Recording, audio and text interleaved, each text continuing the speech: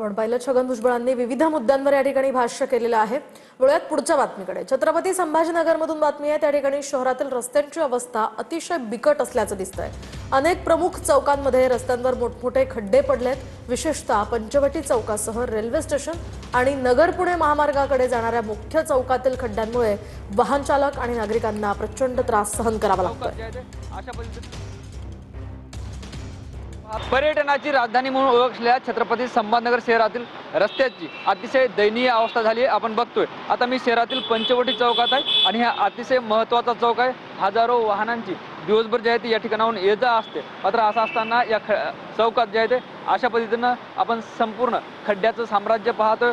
वाहन चालकांना जे आहे ते याच खड्ड्यातून मार्ग काढावा लागतोय आणि हा मुख्य चौक आहे, त्यामुळे जे आहे ते या ठिकाणी साहजिकच मोठी वर्दळ असते। मात्र असं असलं तरी महानगरपालिकेनं हे सगळे खड्डे बुजवणं अपेक्षित होतं, मात्र असं झालेलं आपल्याला पाहायला मिळत नाही। 2 दिवसापासून जे आहे ते शहरात रिमझिम पाऊस सुरू आहे, त्यामुळे या खड्ड्याची तीव्रता जी आहे ते अजून स्पष्ट या ठिकाणी आपल्याला पाहायला मिळते। शहरातील अनेक भागात असेच खड्डे आपल्याला पाहायला मिळतात। कॅमेरा पर्सन जीवन पाटील सह ज्ञानेश्वर लोंढे, TV9 मराठी, छत्रपती।